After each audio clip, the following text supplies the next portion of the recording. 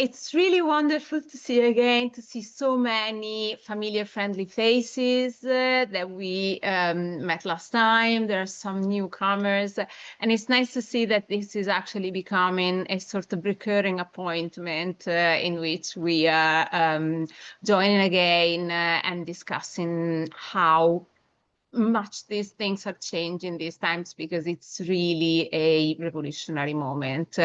There are decades in which nothing happens and years in which decades happen, as the saying goes, and this in the SEO industry and in the marketing industry is one of those years.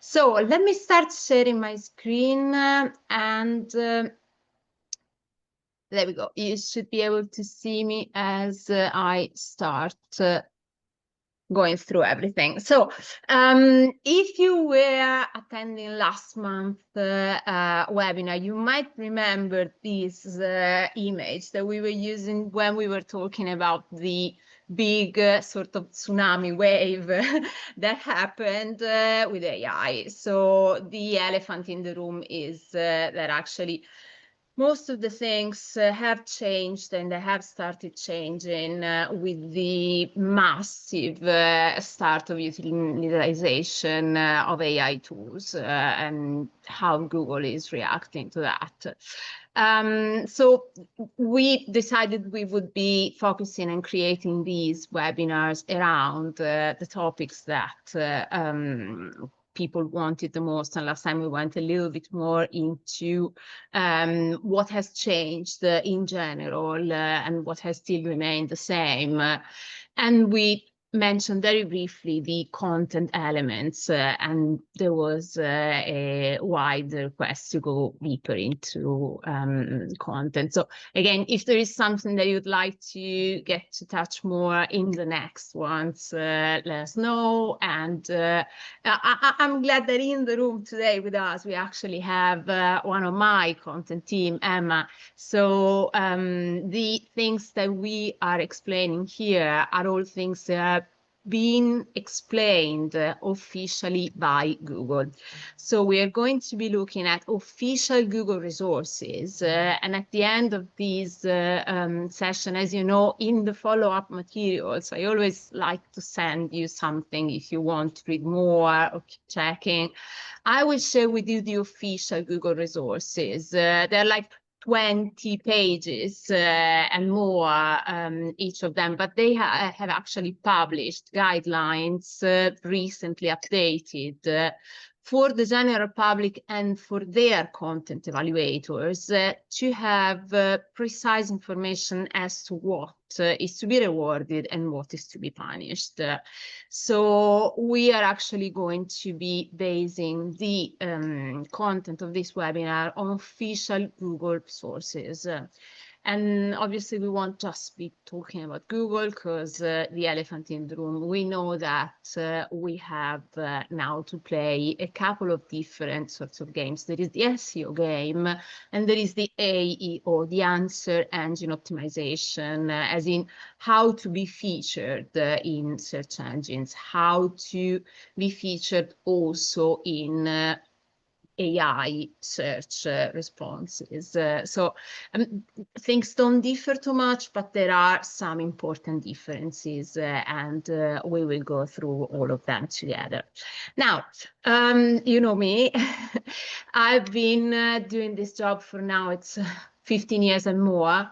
And the nice thing with having these time of experience is that I have seen actually all the possible changes in the Google history, since all of the big important algorithm updates, the ones named like cute little animals, the panda, the penguin, the hummingbird, and they weren't cute at all because they were really, really harsh and impacting. And then the times in which nothing really seemed to change, and the basics were still as important as they are now. So now this is another little moment of revolution, and it's quite exciting to be able to live it. But the company, my agency, is specializing only in SEO. So that's why all of the team has got their skills honed and fine-tuned as to make websites rank better. So everything that can help websites be privileged and get possibly a better position on Google and the various search engines. So let's start with something that may sound like an overgeneralization, but is not. Is actually factually correct, particularly in light of these last recent algorithm updates. So there's been the core content update in April and in March, and then rolled out through April, which has been quite impactful. And also the change on how the instructions for content evaluators is delivered. So Google has become even more strict and actually quite rigid on rewarding content in terms of making it rank. And as we are now, there are lots of things that are still being done, and they really do not match what it's expecting, and it's actually been promoted. So this session basically is going to summarize for you what can work, what is actually damaging, so we can see side by side the two sides of the coin, and without having to go through all the materials, unless you feel like it. We are actually dealing with some sort of severe issues, and it's all of us. So content fatigue is something that it has been over the time increasingly affecting all of us. And there are expectations of us being able to utilize and consume content constantly. There are joined by algorithms that keep pushing on repetition content and feed us this material. What happens is that out of a sort of mechanism of protection, we have developed some very, very unconscious reactions to content, which are tuning out. So our attention span inevitably has decreased because we are protecting our resources, and we know that we cannot deal with the mental load that we are supposed to be dealing with on a regular daily basis. So we need to keep it in mind as marketers as well, because we are at the same time the victims and the ones that can make it worse. So we need to always try to keep in mind that making content out is supposed to be helping out the audience. And there is one word that you will see in the Google algorithm update, which has actually been called the helpful content algorithm update, or unhelpful, which was the latest spin for all of the penalizations. We need to have one key main concept in mind, which is empathy, empathizing with our viewers. So if we are thinking about this helpful content, we need to remember that it shouldn't just be helpful to ourselves as business owners and trying to get the attention and the buying purchase from the buying behavior from our audience. But we need to remember that what actually can help, what actually can make them do better choices and do better decisions is the driver of the content. So in the end, if we are actually thinking of who are we writing this content piece for, and we have them in mind, that's the biggest sort of light that we can have in this case. So to try and make these sort of explanation as visually clear as possible, I'm dividing the advice into three main pillars. what we should be delivering as content, why people should read it, and why they should be thinking that we are worthy of their time and their attention. Why should they trust us? And how we should be delivering it. So there are different ways to present it, and they make an impact in the way Google and the people will react to that kind of content.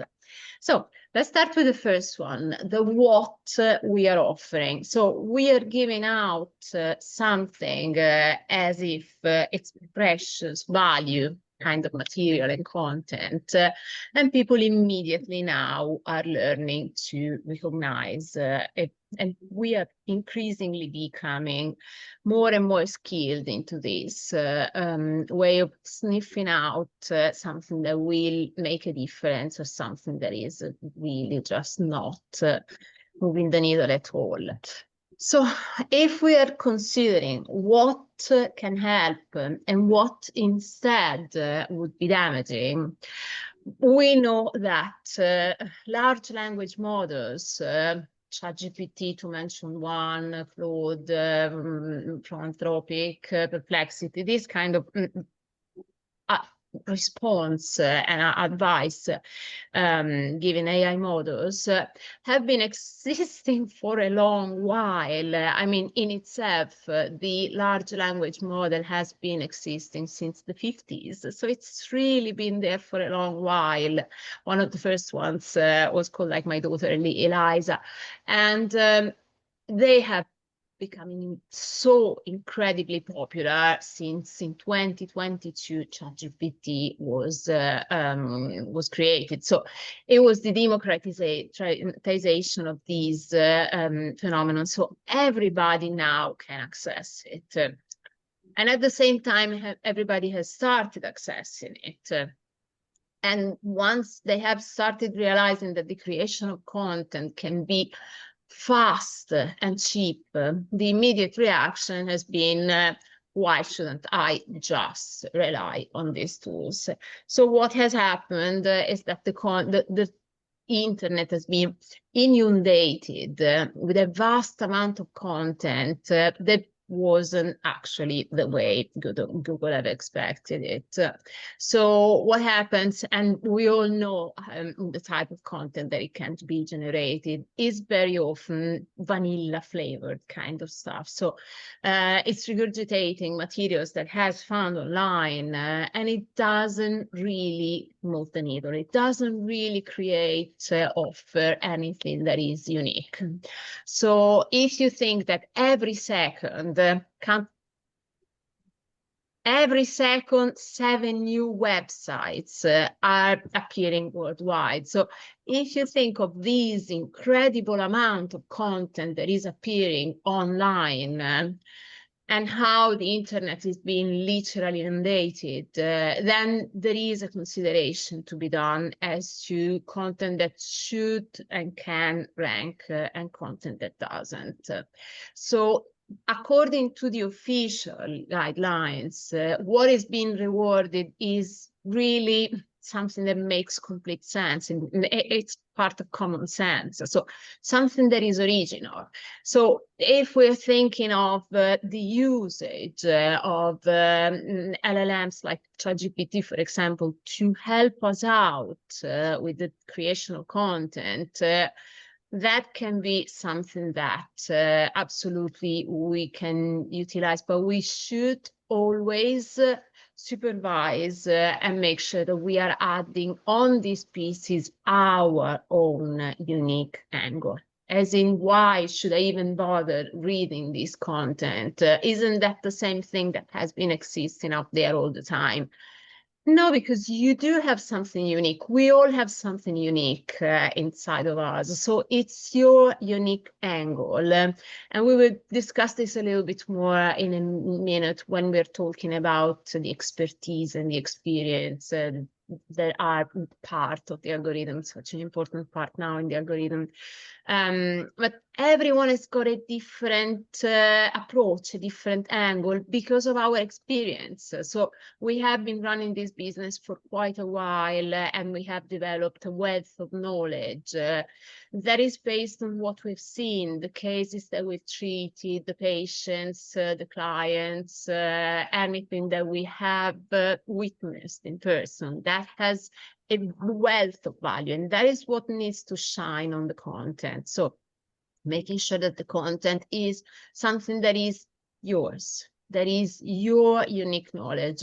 And if, for example, you are collaborating as part of an extended team of a business, then it's a matter of being able, becoming good at extracting the knowledge from the head of the founder or the senior leaders who have the experience as a sort of journalism interview. So making sure that you're actually getting out anything that is part of their unique experience and expertise, not just top level surface content, but deep down knowledge that has taken a long time to develop. That is what is valued. And it needs to be something that communicates, again, empathy, the name of the game. So we are communicating with an audience that tends easily to tune out. So we need to make sure that if we put ourselves in their shoes, we will stay hanging out and reading that content. And we actually like staying and keeping on reading, and we're finding something that really does give value. So the engagement needs to be generated by you. You need to give them reasons to keep reading and finding something that they wouldn't find otherwise. And sometimes we might be very humble as to not think that we do have something that is worth sharing. But if you consider all of the experience that you have been developing over the time running this business, there is a lot. Even just if you're thinking from a Q&A point of view, the reason why Q&A have always been important is because by nature, if they're frequently asked questions, then it means that they're hot topics because they're frequently asked. So when at the beginning you're trying to think of your content, one of the easiest, simplest, kind of earliest exercises that you can do is sit down and jot down all of the questions that people have been asking you over the years around what you do. And if you think of all the things that are very repeating, very repetitive, and people always ask you the same, having developed this knowledge over the time, it doesn't take you much to create that list. And that is usually a very good starting point of consideration. Because by nature, if they're frequently asked and hot topics, they might be popular on Google as well. So this sort of volume of search, amount of time that people are Googling this kind of information becomes high, and those topics become valuable, because if you end up ranking for those kind of things, then it might generate traffic from that amount of people that constantly keep asking the same questions online. Particularly in certain areas, we know that, and you will hear these sort of terminology in a little while, your money or your life is the kind of bucket in which Google is considering the medical, legal, and financial industries. In those specific industries in particular, there are some common particular situations, as in, for example, there is an absolute need of everything being evidence-based, strong regulation, and so on. But there is also a common behavior in the readers, in the audience, which is sometimes tending to Google or to search on search engines questions more than asking real people, because there might be sensitive questions or things that they are a little bit uneasy to ask to real people. So in the privacy of their home, they are Googling certain questions, and you are the authority that can give them the answers. Now, questions and answers have become even more important now that we consider that we are trying to get featured in the answers from LLMs. The way they operate differs a little bit from the various tools. There is, for example, the usage of Bing instead of Google from ChatGPT because it belongs to Microsoft for 49% OpenAI, or the fact that they tend to have algorithms that are slightly different. But the way to approach content that ranks isn't different, but the way to pick up pieces of content can be facilitated. You can make it easier in some ways. There are technical ways, as in schema.org, JSON structured data that you should inject in your site, but also making sure that your site does have these moments in which you're actually sitting down and answering all the questions in very conversational tone, because even when you're doing voice search, you're not searching keywords based only, you're actually talking with your search machines.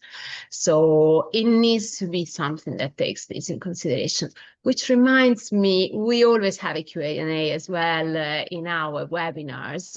And if you have any questions, if there's anything that you want to know more, starting from this content that we're sharing now, please keep it in mind or write it down in the chat. I won't be able to check it now, but we will finish like around 45 minutes, so we can look at the questions. And if anything, there are no stupid questions. The only questions that might be silly are the ones that you're not asking. So if there is anything that you're curious about, use this opportunity to just ask it. And you can ask it in private if you prefer. You can email me and we can chat about anything. But if you want to ask it now in the session, your question might be somebody else's question as well, or you might actually ask something that they hadn't thought about. So by all means, these can contribute a lot to everybody's learning. Now, what damages? Now, the thin content is something that has been a problem for a long while. So one of the first algorithm updates, those with cute animal names, one of those was thin content penalization. As for thin content, Google considers when there is an imbalance between the code on the page and the words, a sort of percentage imbalance. And that can happen either because the code is a little bit redundant, so it could be technically minified, cached, or compressed, and because the content on the page isn't that valuable. It's just thin. It's just a little bit more than a placeholder. In that case, Google really won't reward it, and you won't easily get away with ranking on a page like that.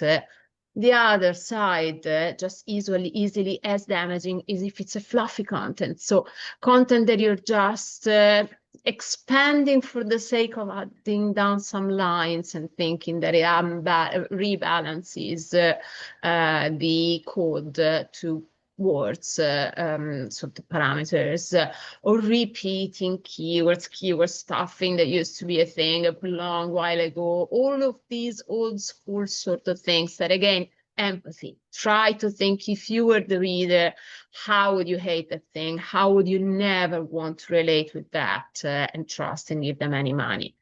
So if we are thinking of something that can be comprehensive and really helpful, think of the first or the second examples on this page. So which one would you actually be able to trust more and would be able to give you more value on the pages? It's definitely the second one. It's the one that actually gives you some knowledge.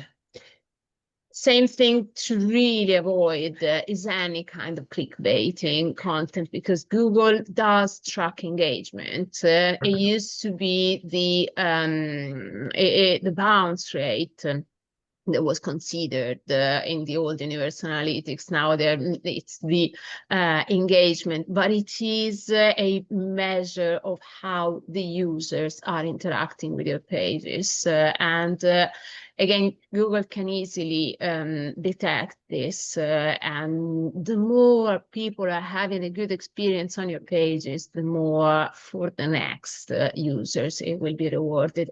And we'll go through this in a little bit when we see how the content should be presented, so how user experience actually makes a difference on your pages.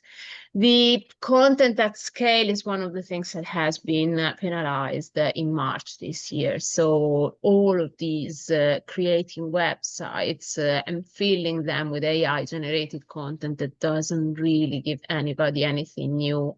It's just warming up stuff that has been found on many other websites. This is definitely not the what that Google would in any way anymore reward. It might actually get you in trouble with the algorithm update. Now we're thinking about the why. Why is in why are you somebody who is to be considered an authority, or to be considered actually to be listened to? And we're going to this EEAT that you might have heard about. It's been becoming so popular in the SEO world. It stands for expertise, experience, authority, and trust. And that is all the elements that will tell Google what are the reasons why you know about this subject. And it can be something that has to do with your credentials, with your accreditations, awards that you've been winning, titles, belonging to industry bodies, all of the pieces of knowledge that you should have featuring very clearly in your about page, in your author bios. Those things, you shouldn't have any sort of vague author pages. You need to say why, how many years of experience do you have in these, and why you do have this knowledge. And this knowledge then needs to pour into every piece of content that you create. So you need to actually showcase your experience, expertise, authority, and trustworthiness in every piece that you're writing. So case studies,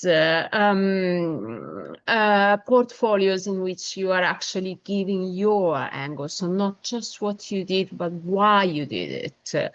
So this is a sort of common issue that might be recurring. This is how you approached it and why. Those are pieces of content that really now can rank very well. And everything that is story-based, not made up, because the only way that LLMs can create this kind of content is making it up, which absolutely won't help anyone. But real stories, again, if you're thinking about empathy, is something that we all relate to since the time when we were prehistoric creatures. So we empathize, we connect with stories, and stories teach. So these are the elements that definitely we need to make sure that we can get someone in the journey with us. What will hurt on the other side, if you see, for example, these two examples. One is a good example, and it actually gives me a credible author source, as in knowing when somebody got their certifications, accreditations, and why, who's behind this. And I can actually go back and check that it's not made up. This person does have a LinkedIn profile and has done these studies. Instead, this is an example of quoting some sources, quoting some content without going deep and explaining why this is to be believed. This is something that people won't really be connected with anymore. And in particular, Google will not be rewarding anymore, particularly again, when we are talking in these your money or your life kind of industries, medical, legal, financial. We need to make sure that we have the right kind of balance between evidence-based, linking out to all of the official scientific resources, so that people can see that it is actually backed by science. but at the same time, it's empathetic. So it is something that connects with the worries and the situation of the reader. So we need to have this balance between science and art in all of the various pieces of the writing. Absolutely make sure that you're not just accumulating content on the website without revising it, which is something that can become over the years. People may end up hoarding content without going back into checking it regularly, say, I don't know, let's say once a quarter, if not once a year. You would want to go back and check the content and see, has it changed? Is this still factually up to date and correct? Or in particularly in some industries, things change so much and so quickly. Would I feel ashamed if somebody found my content now, that old page, saying something that isn't right and correct anymore? They wouldn't probably find it because Google wouldn't rank it that well anyway. But in your case, it needs to be something that you're always proud to show because it's evergreen and it's kept polished and updated. So as a sort of good content hygiene, revising it regularly and making sure that it's kept up to date and anything in there is still backed by correct evidence, recent evidence. Now, the how. So how are we presenting this beautiful content? We have decided what we want to write. It's something that makes the difference. It's something that can really help. It's comprehensive, gives all of the right advice that don't necessarily be found otherwise because it's your unique angle. And you've explained that they can trust you because you know your stuff, and that's how you prove that you know your stuff. How do you present it on the page in a way that people can easily understand? And imagine yourself as one of those people in being affected by content fatigue at the end of a long day, and you really can't be dealing with this anymore, and you're probably just trying to utilize the content from a small screen and from a small device, and you're in a crowded space and your attention span is really low. In all of these cases, we need to be making their life as easy as possible, putting themselves in their shoes.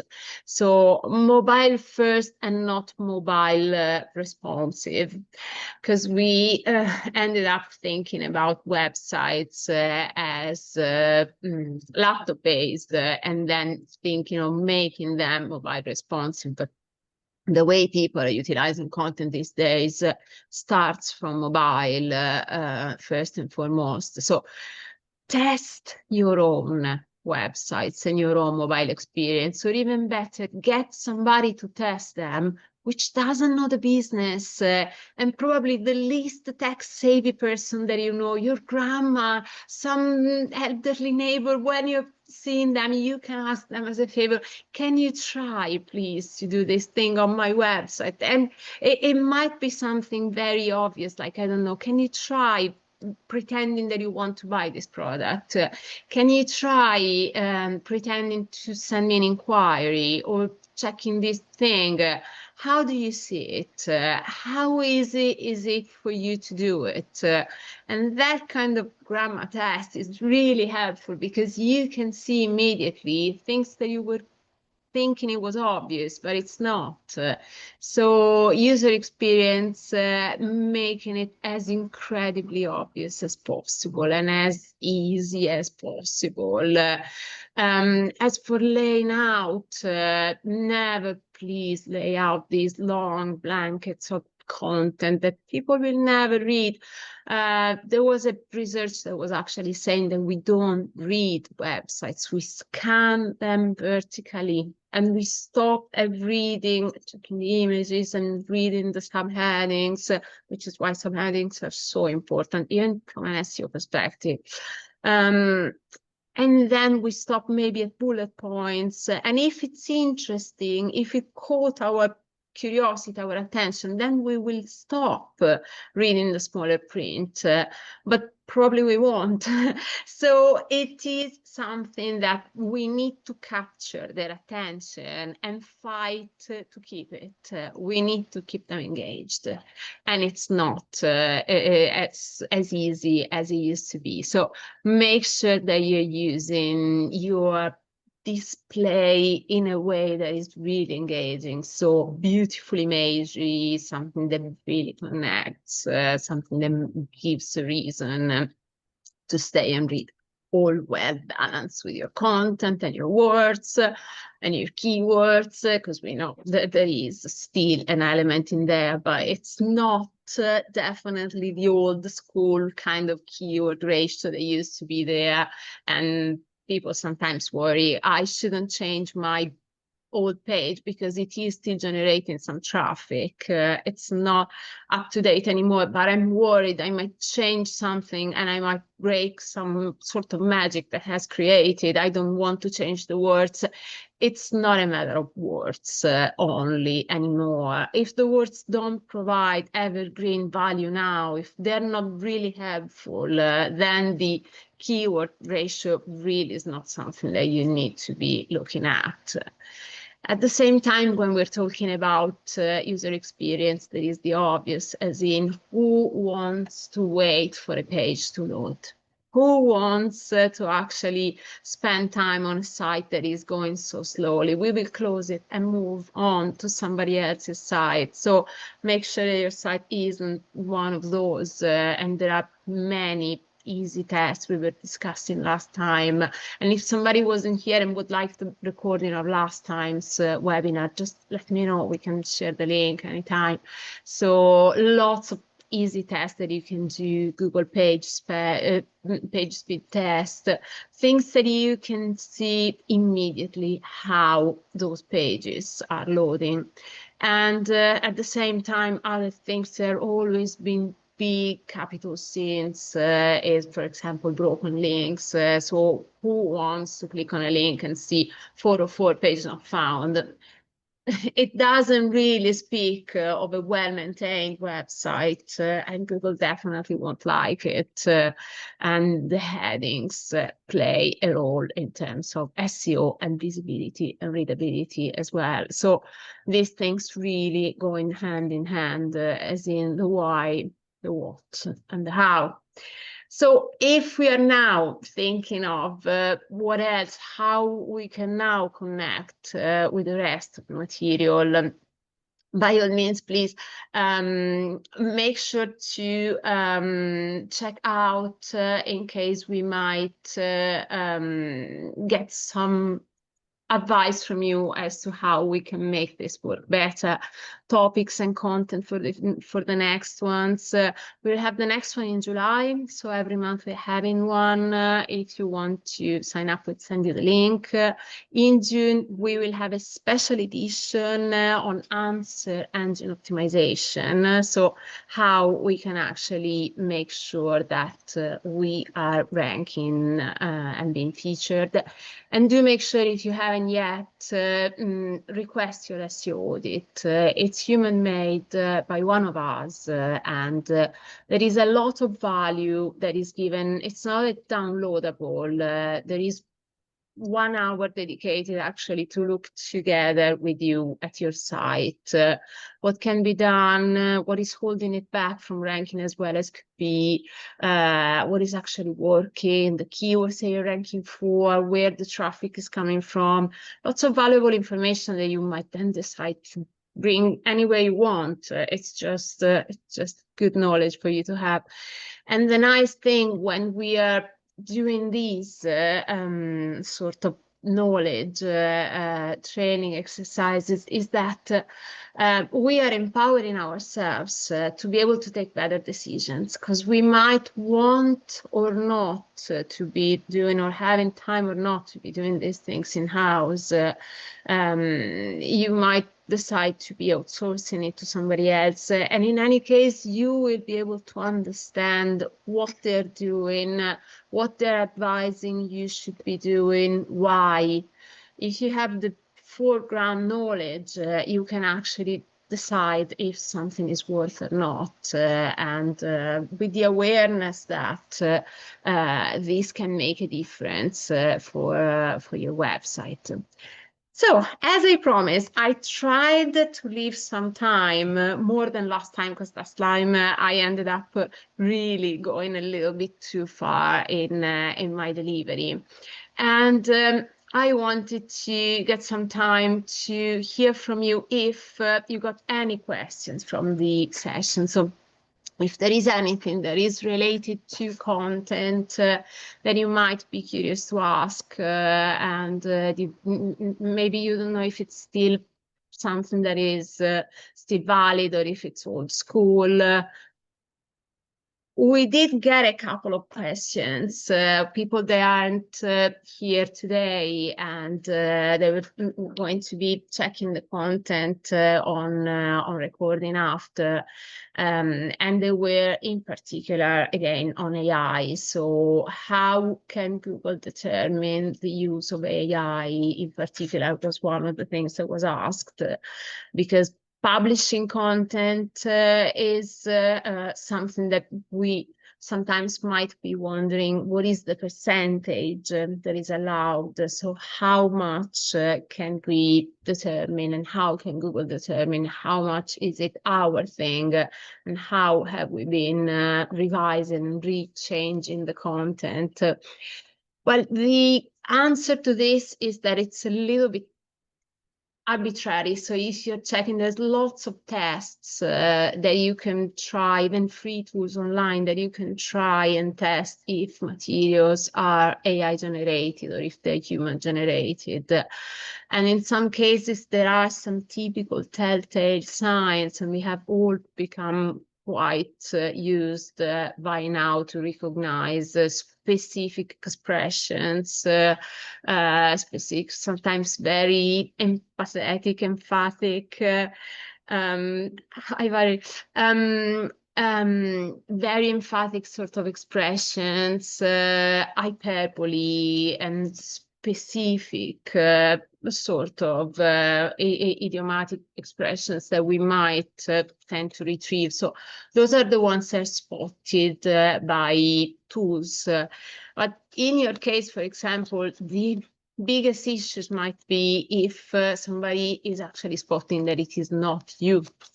So if they have already become somehow used to connecting with you and the kind of material and content and tone of voice that you're using, thank you. And then people will immediately spot if there is something that is going far from the brand kind of tone of voice that you've been developing, because the way you're talking isn't just the way you are talking, it's the way that your brand is expressing the content. So in the end, you might decide to have a very playful or a more formal and serious tone of voice. You might decide these are your brand guidelines. So these are the words that you are definitely not want to use, and you can train your AI agents to use to keep in mind this by feeding it with previous pieces of content that you've done. Definitely this helps getting closer to what you want to achieve. But in the end, nothing replaces your human revision and actually making sure that it sounds like you. So as for percentages, the answer is that there is no reliable tool at the moment that will tell you what is the exact percentage or if something is really I mean, you can tell if something is AI generated entirely, and that is something that Google is penalizing. But the hybrid, most of the internet is now hybrid, human AI, and that is the norm, and that is what will remain the norm. But if we are thinking of future-proofing the content and future-proofing our knowledge and the way we're writing, we need to become assistants and assisted by all of these tools, not replaced, absolutely. I will just try to leave you with one little consideration as for the new piece of advice that we will be sharing, which is the answer engine optimization. So how to be featured. Oh, hi, John. Should all blog and pages include frequently asked questions or question and answers?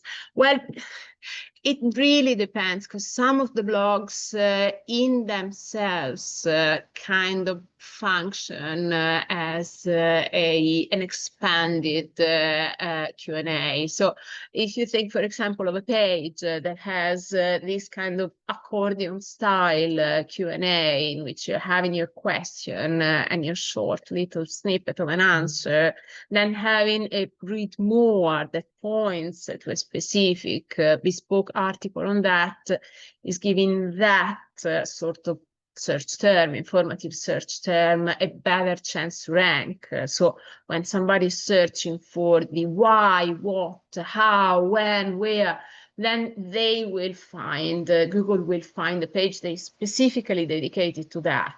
And that is the best kind of chance of ranking that you can give yourself. So in blogs, it wouldn't necessarily be that needed. Oh, no worries. It wouldn't necessarily be that needed to have one sub Q&A session within the blog. You might rather want to create an internal link structure in between all of these topics. So if you think last time we were talking about the content clusters and the content pillars. So in the middle, you have your strong content pillar, which is the core topic, let's not say keyword, but the core concept that you want to express, and as satellites around, if you remember the image, all of the other little topics. So you might have, I don't know, domestic cats, and then you have all of the various breeds and feeding advice and behavioral advice and so on. So all of those things interlinked by internal links as and when relevant. And if you remember, we were saying the links are actually the streets on which the crawler bots are navigating the site. So the more all of your pages and articles are interlinked with each other, the more the crawler bots can easily crawl the website and go through everything in there. So that's the best kind of use that you can have. If you think of having the central pillar as a page, for example, that is a sort of more commercial, transactional page. It can be, I don't know, camping equipment, if you have a shop selling sports accessories. So then all of the satellite hubs that you have around can be, I don't know, camping in winter, camping in the mountains. Oh, thank you. Camping around a specific circumstance. So those pages are all interlinked, and in the end they contribute to your call to action, which is buying your intent. In the end is selling more of those items. So the internal links also kind of shape the itinerary that you want the user journey to do. So it's going through, starting from a outside element and a informative query, and then going into the buying decision down the funnel, following all of the content. We have questions. Emma, yes, absolutely. The downside of using all of a majority AI is that it will not include links to other pages on our site, which will give authority. Yeah, interlinking the pages together is strengthening the way that Google will navigate them, but also it's like hand holding your visitor and moving them through the website.